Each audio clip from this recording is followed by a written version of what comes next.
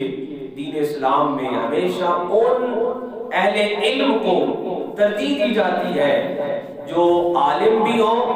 باعمل بھی ہو، اور یہی طریقہ ہمارا اسلاف کا 1400 سال سے رہا۔ ہم بات کرتے ہیں حضرت شیخ عبد القادر جیلانی کی رضی اللہ تعالیٰ عنہ، تو آپ ایک طرف تو آپ تاجر ہیں اور ایک طرف آپ صاحب اولاد ہیں، ہمارے لیے سب سے بڑا مشغلہ راہ ہے، اور دوسری طرف آپ فقہ اور حدیث کے مدرس ہیں۔ یہ کیا ہے؟ یہ دراصل ایک ایسے کمبینیشن کا نام ہے، اور یہی یہود اور نصارہ کے طریقے کا انکار ہے، اور یہی ان سے الگ ہونے کا طریقہ ہے کہ ان کے ہاں دین اور مذہب پہ چلنے کے لیے ضروری ہے کہ انسان دنیا سے الگ ہو جائے، اور کاروبار دنیا جو ہے اس کا دین سے تعلق نہیں ہے، اور دین اسلام کا حسن یہی ہے، دین اسلام کی خوبصورتی یہی ہے کہ یہاں پہ جب ہم قرآن مجید میں دیکھتے ہیں کہ بار بار واقعی الصلاۃ کا حکم آیا، تو وہیں قرآن نے ہمیں ساتھ حلال کھانے کا بتایا۔ اس میں مطابقت کیا ہے؟ اس میں مطابقت یہ ہے کہ نماز قائم کرنا بھی ضروری ہے، لیکن اس کے ساتھ کسب حلال بھی ضروری ہے۔ اب یہاں پہ دیکھیے جو قرآن مجید نے الفاظ استعمال فرمائے کہ عن قولہم الاسم واکلہم السحت، کہ جو درویش بنے ہوئے ہیں وہ یہ کہتے ہیں ہم نے دنیا چھوڑ دی ہے، اور دوسری طرف ان کے جو عالم ہیں کتاب کے وہ ان کو حرام خوری سے نہیں روکتے۔ لولا ینہاہم الربانیون، حدیث پاک میں آتا ہے کہ کئی قوموں کو جب عذاب دیا گیا تو ان میں نیک لوگ بھی موجود تھے۔ ایک دفعہ ایک بستی کے لیے جبریل کو حکم ہوا کہ جاؤ اس بستی کو الٹ دو۔ عذاب کی مختلف نوعیتیں رہیں، ایک قوم کے لیے عذاب یہ تھا کہ اس کے جس آبادی جس زمین پر موجود ہے اس ٹکڑے کو اٹھایا جائے اور اٹھا کے پلٹ دیا جائے۔ جبریل آئے اور جبریل علیہ السلام نے اپنے پروں سے اس زمین کے ٹکڑے کو اٹھایا۔ حدیث میں یہ روایت موجود ہے کہ آپ فرماتے ہیں میں نے اس کو اتنا بلند کیا کہ آسمان کے فرشتے ان کے جو مویشی ہیں ان کی آوازیں سن رہے تھے، اور وہاں سے پلٹا۔ اب آپ حضرت جبریل علیہ السلام فرماتے ہیں کہ میں نے جب اس کو اٹھایا تو میں نے بارگاہ الہی میں سوال کیا، الہ العالمین اس میں تو سجدہ گزار بھی ہیں، اس میں تو نماز پڑھنے والے بھی موجود ہیں، فرمایا کہ ان کو بھی ان کے ساتھ ہی الٹ دو، کیونکہ ان کو بھی غرض صرف اپنی نماز سے رہی اور انہوں نے کسی ایک بندے کی اصلاح کی کوشش نہیں کی۔ تو حاضرین محترم، دین اسلام کا حسن یہ ہے، جیسے میں نے عرض کیا کہ یہاں پہ رہبانیت اور ترک دنیا کی بات نہیں ہے، بلکہ دنیا کے اندر رہ کر حلال و حرام کا فرق ہے۔ تو دنیا سے الگ ہو جائے اس کو حلال حرام کی ضرورت ہی نہیں رہتی۔ حلال حرام کا فرق وہی رہتا ہے جب انسان کاروبار دنیا کرتا ہے، صاحب اولاد ہوتا ہے، اس کا گھر ہوتا ہے، اس کو معیشت کی ضرورت ہوتی ہے،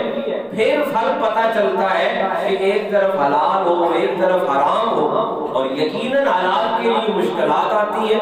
اور حرام کے لیے آسانیاں آتی ہیں۔ یہ تو ہمیشہ سے ازل سے یہ قدرت کا نظام اسی طرح سے ہے کہ انسان حلال کے لیے جب کوشش کرتا ہے اس کو مشکلات کا سامنا ہوتا ہے، اور یہی دین اسلام نے ہمیں بتایا کہ پھر اسی طرح اپنی زندگی کو چلانا، کہ اپنے کاروبار دنیا، اپنے معاملات، اولاد، گھر، خاندان، برادری، اس کے ساتھ ہی پھر جو انسان اپنے رب کو یاد رکھتا ہے اور پھر اسی کا تذکرہ رب فرشتوں میں کرتا ہے۔ حدیث پاک میں ہے کہ جب بندہ اپنے کاروبار دنیا کے لیے نکلتا ہے اور دن بھر کی مشکلات کا سامنا کرتا ہے تو پھر رب خوش ہو کر اس کا تذکرہ اپنے بندوں میں کرتا ہے،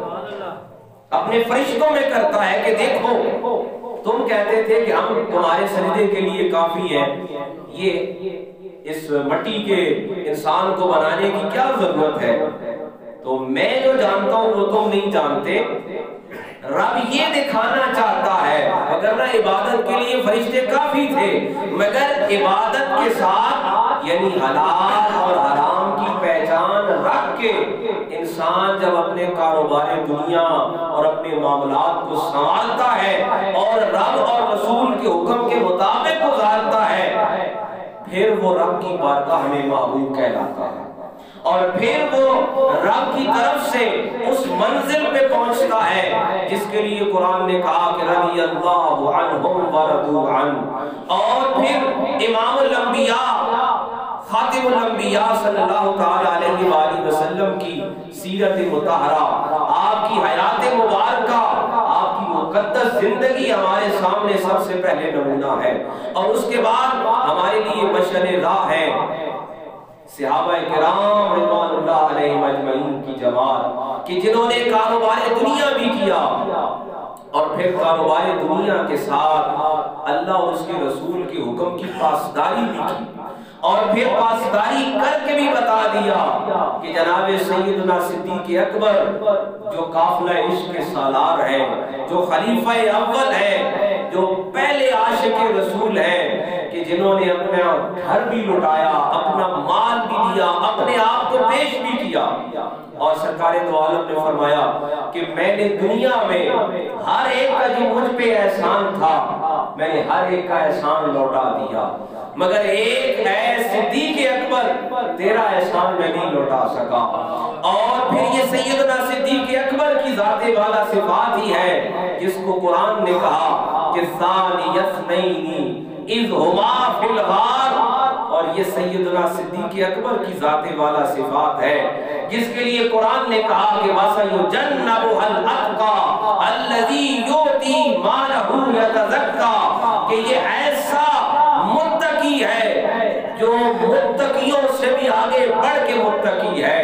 اور اس کا مال بھی اتنا پاکیزہ ہے۔ حضرت محترم، رب کی بارگاہ میں پاکیزہ مال لیا جاتا ہے، اور سیدنا صدیق اکبر نے کئی مرتبہ اپنے گھر کا سارا مال رب کی راہ میں دیا ہے۔ رب کی بارگاہ میں ہمیشہ پاکیزہ مال قبول ہوتا ہے، اور صدیق اکبر وہ ذات ہے جس کا کئی دفعہ گھر کا پورا مال رب کی بارگاہ میں قبول کیا گیا، اور اس کے باوجود کہ جناب سیدنا صدیق اکبر، جیسے میں نے پہلے عرض کیا کہ آپ کو صدیق ہم کیوں کہتے ہیں، لوگ سوال کرتے ہیں کہ صدیق اکبر کیوں ہے؟ بھئی اس لیے ہے کہ آپ پہلے تصدیق کرنے والے ہیں رسالت کی، سب سے پہلے تصدیق کرنے والے ہیں رسالت کی اور کلمہ شہادت کی، اور یہ صدیق اکبر اس لیے ہے، بڑا صدیق اس لیے ہے کیونکہ یہ بولتا بھی سچ ہے، سنتا بھی سچ ہے، اور دیکھتا بھی سچ ہے۔ اب اس میں یہ بات دہرا کے اپنی بات ختم کر رہا ہوں کہ صدیق سچ بولتا ہے، صرف سچ بولتا ہے، اور صرف سچ سنتا ہے، اور صرف سچ دیکھتا ہے۔ کیسے دیکھتا ہے؟ کہ بارگاہ رسالت ہو،